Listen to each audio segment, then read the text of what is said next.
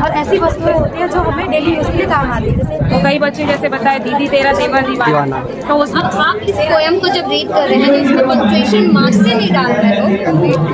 Thank you. आज का जो मेला का जो शुरुआत जो हुआ है सच्ची पढ़ाई एग्जाम दिन में तो हमारा काम चल जाएगा, लेकिन नाइट में हमारा लाइफ नहीं पड़ेगा। जी जी देख सकते हैं इस तरह से जनरेट यहाँ पे वर्क करना है और वर्क करने के बाद यहाँ पे जैसे प्राप्त करना है, इसका हम उपयोग कर रहे हैं। थैंक यू ब्रो बताने के लिए। आप लोग आई होप बहुत अच्छे होंगे।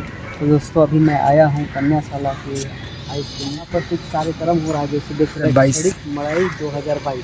तो यहाँ अंदर का जो भी चीज़ें हैं, क्या क्या चीज़ें आप देखने के लिए मिलेगा, वो सारा चीज़ इस वीडियो में देखने को आपको मिलेगा। तो आप लोग वीडियो में बने रहिएगा। चलिए स्टार्ट करते हैं। तो यहाँ पर देख सकते हैं दोस्तों नरवा गरुआ वाला सिस्टम कुछ है। ये भारत का नक्शा बनाए हुए हैं। ये भारत का नक्शा है, हमारा भारत, भारत का क्षेत्रफल, और ये है छत्तीसगढ़ राज्य।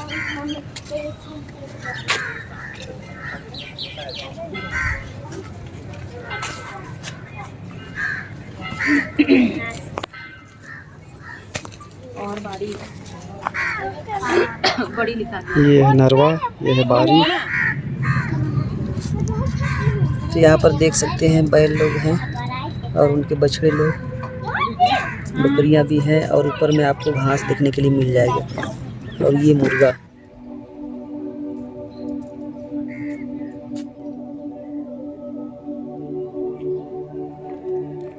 कमिश्नर आदरणीय श्री चौरेन सर जी का भी शुभागमन हुआ है। उनका भी इस समापन अवसर पर हार्दिक अभिनंदन है।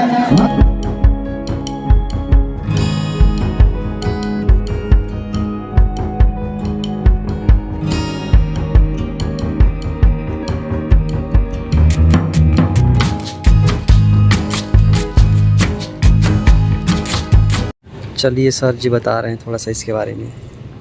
आज का जो मेला का जो शुरुआत जो हुआ है सच्चुक मड़ाई, सच्चुक मड़ाई गांव में अधिकतर होता है। फसल कटने के बाद जो है धार्मिक आयोजन किया जाता है, इसी प्रतीक है। तो हमारी शिक्षा जगत में भी एक मड़ाई का आयोजन किया गया है। जी जी। जो मड़ाई का स्वरूप दिया गया है, इसमें शिक्षा से संबंधित सारे परिप्रेक्ष्य दिया गया है। तो सभी शिक्षा के उपरांत ही लिखा गया है यहाँ पर। तो यहाँ पे जितना भी आपको कागज में दिख रहा होगा पीला नीला हरा करके, सभी में सब दिया गया है। मड़ाई का मतलब जो मेला है इसके जो भी शैक्षणिक में आता है, जैसे हिंदी गणित सारे विषयों का जी जी जी सभी चीज़ का इसमें बताया है। और इसी के आधार पर ही सारे विषयों का वहाँ पर काउंटर लगा हुआ है। इसी के आधार पर वहाँ से लेकर के इधर पूरा राउंड है, यहाँ तक पूरा दिया गया है एक्सप्लेन अच्छे से इसके बारे में। इसमें नरवा गरुआ गुरुआ छत्तीसगढ़ के नक्शा को दर्शाया गया, भारत देश के नक्शे को बताया गया, और सारे स्टालों में सभी विषयों को सरल से सरल सरलीकरण किया गया। जी जी आसानी जी से लोग सीख सकते हैं, और देख के खेल खेल में देख के करके उसको आसानी से सीख सकते हैं। जी सर आपका नाम बता दीजिए थोड़ा। मैं भरतलाल सोनकर, व्याख्याता, शासकीय शिक्षक महाविद्यालय रायपुर छत्तीसगढ़। जी। चलिए बहुत बहुत अच्छे तरीके से इसको सजाए हैं, और वहाँ पे भी बहुत अच्छा एक्सप्लेन किए इसको वहीं बनाया। जी सर बहुत अच्छा बनाया सर। मस्त लगा। हम लोग कल आए तो देखने के लिए हो क्या रहा है नहीं जान रहे थे ना, तो हम लोग आज थोड़ा आए तो हम सोचे इसके बारे में थोड़ा पूछ लें, एक बार घूम लिए, उसके बाद हमने सोचे हाँ, मैं आप रिकॉर्डिंग कर रहे तो मैं समझ गया कि कुछ न कुछ बन रहा है। जी सहयोग करना जरूरी है। बताए हमारे शिक्षा मंत्री जी ने इसका जी पूजन पाठ करने के बाद ही कार्यक्रम का शुभारंभ हुआ। झरना नदी द्वारा निर्मित स्थलाकृतियाँ हैं। तो सर इसके बारे में थोड़ा सा डिटेल्स करेंगे, जान लेते हैं। इस झांकी के माध्यम से हमने नदी का निर्माण किया गया है कि नदी का उद्गम स्थल कहाँ होता है, नदी कहाँ से निकलती है। जी जी बच्चों सरल से सरल के माध्यम से नदी को समझ सकते हैं। ये नदी का एक आकृति दिया गया है, पहाड़ बनाए गए हैं। पहाड़ के ऊपर जो रीत के माध्यम से हमने उसको बर्फ बनाया गया, मतलब हिमालय का हिमालय। जी बर्फ जी पिघल करके जब नीचे की ओर आता है, ऊपर से नीचे की ओर आता है, तो स्थलाकृति या नदी का निर्माण होकर चला आता है। धीरे धीरे पानी भर के रूप में जैसे निकलते जाता है। जी जी। नदी जो है नदी जो है बह रहा है और इधर जो पत्थर है नाला नरवा जिसको बोलते हैं इसी तरह इधर जा रहा है। यू आकार की आकृति बनता है, उसके बाद वो वी आकार की घाटी का निर्माण होता है। धीरे धीरे इस तरह आकृति अपने रूप लेता है, जा करके समुद्र में समाहित हो जाता है। तो हमने बच्चों को सरल से सरल माध्यम से नदी के बारे में समझने के लिए ये दर्शाया।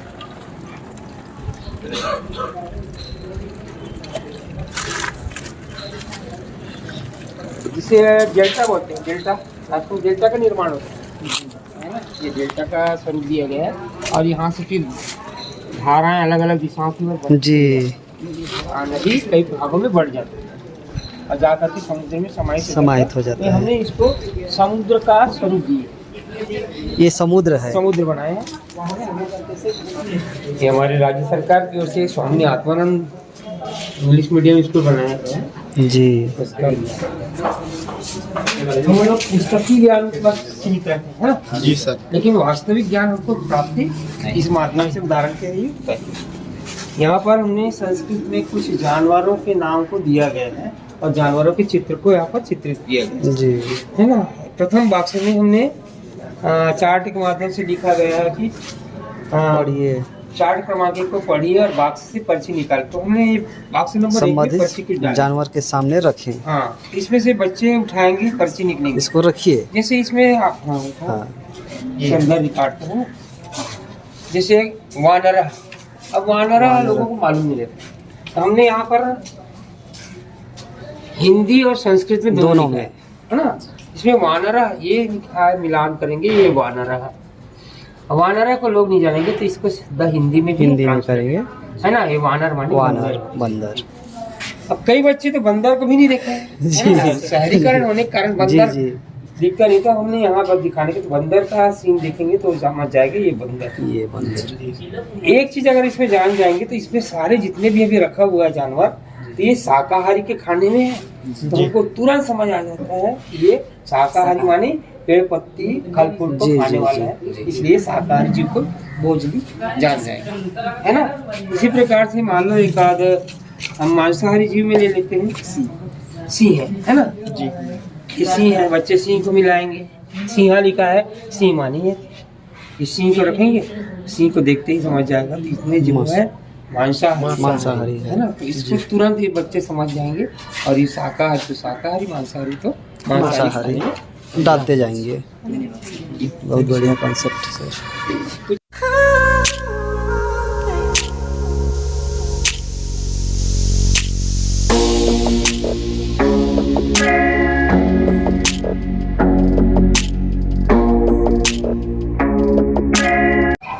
तो बहुत अच्छे ढंग से यहाँ पर पत्ती को सजाए हैं, बहुत अच्छा लगा सर। चलिए इसको भी खेल ही लेते हैं।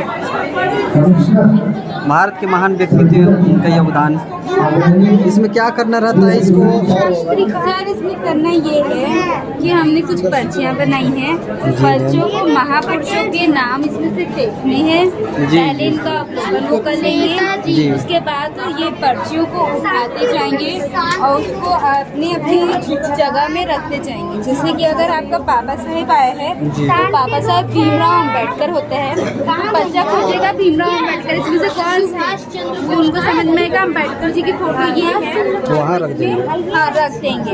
वैसे ही और भी चिट्स हमने बनाई हैं, तो इसको पढ़ेंगे। ये लिखा है गोदरी के लाल, ये बच्चों के लिए जो छोटे बच्चे हैं उनको नहीं बनता करके हमने उसके नीचे नेम भी लिखे हैं, वरना बाकी लोग के सामने नहीं। इसमें एक गोदरी के लाल कौन है? लाल बहादुर शास्त्री है। हम पूछेंगे कहाँ पे है लाल बहादुर शास्त्री, ये दोनों आपको दिख रहा है कहाँ पे है लाल बहादुर शास्त्री? पूरे में तो रख दिए हैं ना अभी। हाँ यहाँ पे थोड़ा अलग दिया गया है वहाँ पे, क्योंकि इससे बच्चे लोग को थोड़ा आइडेंटिफाई करने में मदद मिलेगी। Thank you.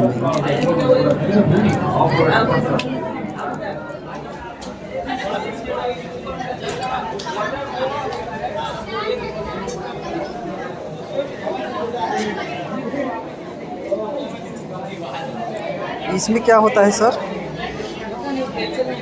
अच्छा यार ये सोलर प्लेट है जो कि आपको पता ही है, सनलाइट से चार्ज होता है। सनलाइट से चार्ज होकर इसको ना हम बाहर निकाल के वेस्ट ना करके हम लोग इसको स्टोर करते हैं बैटरी में। बैटरी से हम दिन में तो हमारा काम चल जाएगा, लेकिन नाइट में हमारे सनलाइट नहीं पड़ेगा। जी जी। पावर बैटरी में स्टोर होता है इसका पावर? बैटरी में स्टोर होता है, इसको हम नाइट में यूज कर सकते हैं, पावर हाउस में कर सकते हैं, अपने घर में कर सकते हैं, एसी कूलर वगैरह में, बहुत सारी चीज़ों में कर सकते हैं इसका हम। चार्जिंग वगैरह सब दिया हुआ है, और इसको हम खेती में भी यूज कर सकते हैं अपना। बहुत होते ये हैं खेती में कर सकते हैं इसको यूज। उनके लिए भी ये सुविधाजनक चीज़ है। मोटर लगा दिए हैं, देख सकते हैं बहुत अच्छा। कौन सी स्कूल से भाई लोग आप? हम लोग यही कापुर स्कूल से। जी 12 की स्कूल से। बहुत बढ़िया बनाया यहाँ प्रोजेक्ट। और एकदम बैटरी में। सर ये है बैटरी जनरेटर। आप लोगों ने शादी और पार्टी में देखा होगा बैटरी से डीजल इंजन से आपका जनरेट होता है, जिसमें ध्वनि प्रदूषण और वायु प्रदूषण दोनों होता है। इसी को मद्देनजर देखते हुए हमने ये मॉडल को बनाया है। ये पहला मॉडल है, ये हमने बैटरी जनरेटर बनाया है। बैटरी से हमने बैटरी की ऊर्जा खपत करके AC ऊर्जा को प्राप्त किया है। जो आप देख सकते हैं इस तरह से जनरेट यहाँ पे वर्क कर रहा है, और वर्क करने के बाद यहाँ पे हमें AC वोल्टेज प्राप्त हो रहा है, और इसका हम उपयोग कर रहे हैं। और इस AC वोल्टेज जो विद्युत बच जाता है उपयोग से, उसको हम रिसाइकलिंग के लिए भी उपयोग कर रहे हैं। जो ट्रांसफार्मर से होते हुए हमारी बैटरी तक तो ऊर्जा वापस आ रही है। शुरू हुआ मोटर से और ये यहाँ से आ रहा है, यहाँ पे टरबाइन कर रहा है, टरबाइन पे रोटेट होने से विद्युत उत्पन्न हो रहा है।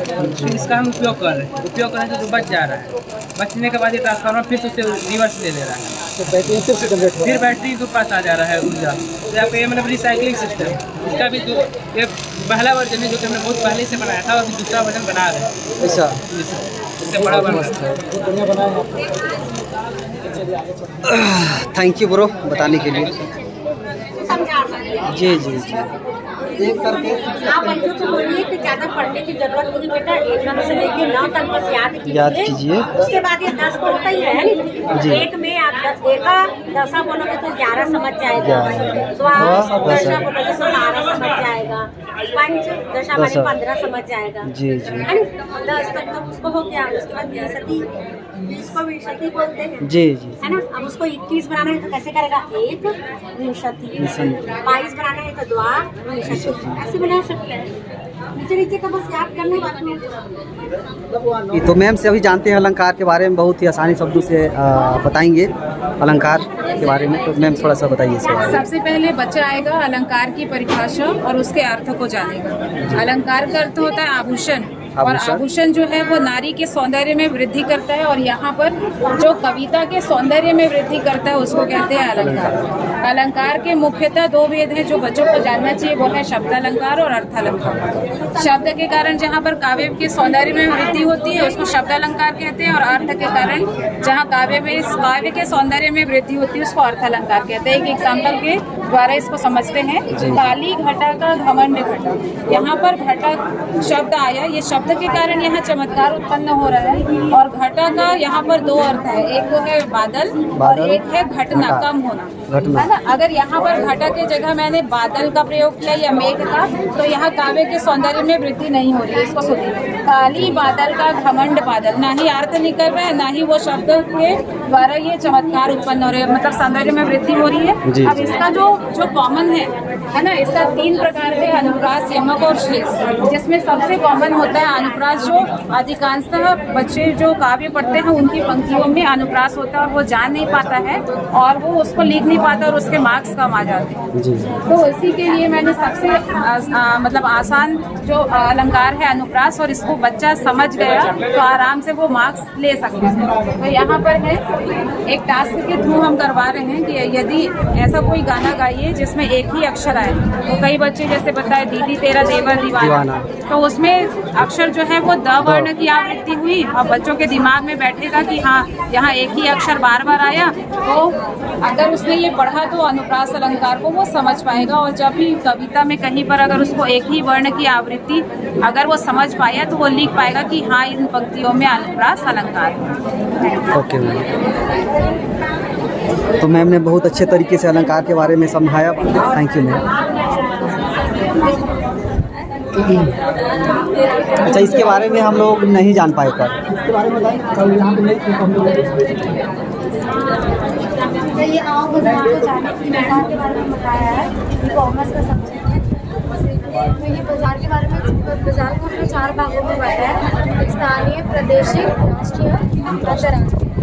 स्थानीय बाजार में क्या होता है सर, लोकल मार्केट होता है, ठीक है, और ऐसी वस्तुएं होती हैं जो हमें डेली यूज़ के लिए काम आती है, जैसे दूध दही हो गया, फल हो गया, सब्जियां हो गई, वो सारी चीज़ें आती हैं। और ये सारी चीज़ें सर सस्तियाँ होती हैं, सस्ती भी होती है और जल्दी ख़राब भी हो जाती है, तो ये आते हैं प्रादेशिक में।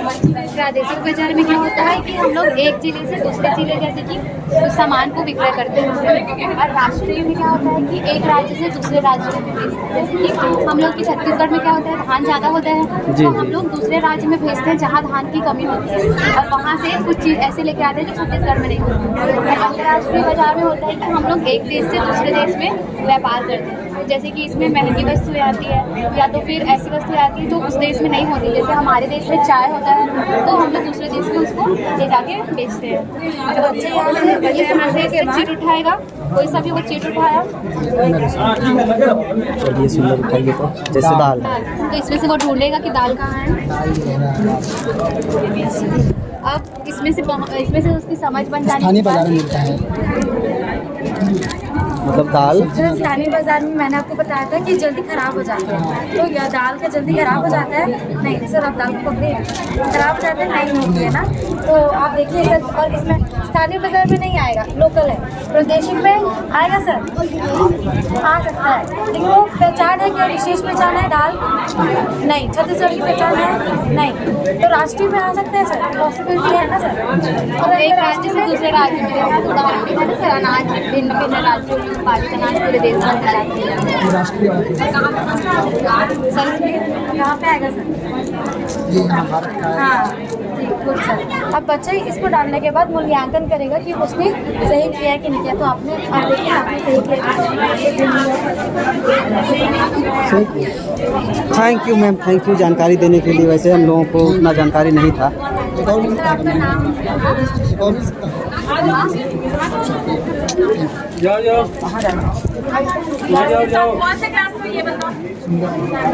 थोड़ा सा आप प्रोटीन विटामिन ले सकते हैं। यहाँ पे प्रोटीन सब रखते हैं, चावल दाल और अंडा वगैरह, मतलब इसमें क्या क्या प्रोटीन मिलता है सब के बारे में बताइए। तो मैम थोड़ा सा एक्सप्लेन कर दीजिए। इसमें ना पोषक तत्वों के बारे में क्या सर, हम लोग के पोषक तत्वों में क्या क्या है, कार्बोहाइड्रेट, वसा, प्रोटीन, विटामिन, और इनका स्रोत की कार्बोहाइड्रेट किन चीज़ों से प्राप्त होता है।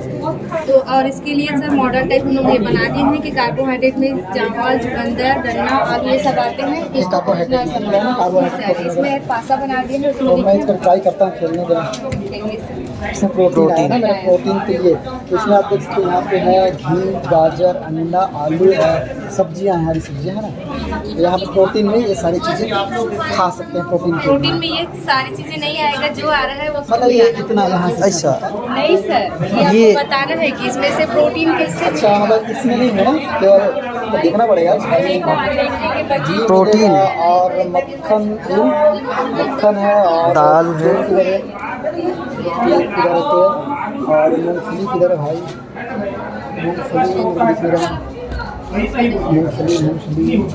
वो दलहनी में ही आ जाएगा हाँ, सर। ये ये दाल है। उसमें भी आता है और ऑयली वाला फेक में आ जाता है सर। तो प्रोटीन दलहन हम लोग 4-5 जैसे रखे हैं सर, बच्चा कोई सा भी लगा सकते हैं, जैसे प्रोटीन पढ़ने के बाद इसको एरो लगा देगा कि भाई किसमें मिलता है प्रोटीन। जी घुमाएगा प्रोटीन, तब ये राइट है जी।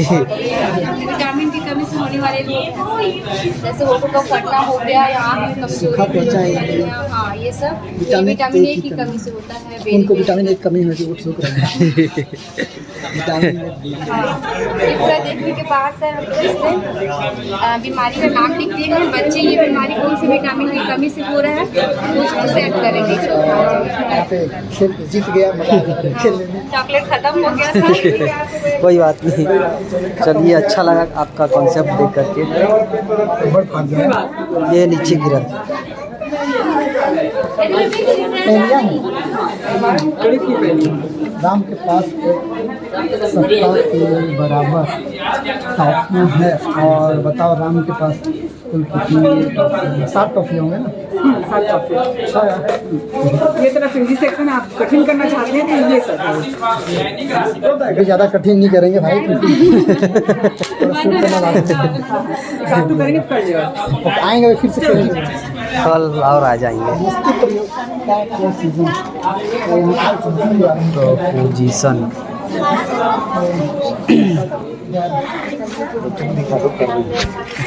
एक्टिविटी चार्ट है, बच्चे लोग खेल रहे हैं। पृथ्वी का चित्र बना हुआ है। हम चक्र को बनाते हैं और वहाँ पर लेके आते हैं, तो वहाँ पे पृथ्वी कहते हैं। इससे हम एक वाक्य को बनाएंगे और इसके अलावा जब हमको और शब्द को जानना होगा तो हम इस पर्यायवाची शब्द भंडार से जाएंगे और इस पृथ्वी के नाम को पढ़ेंगे।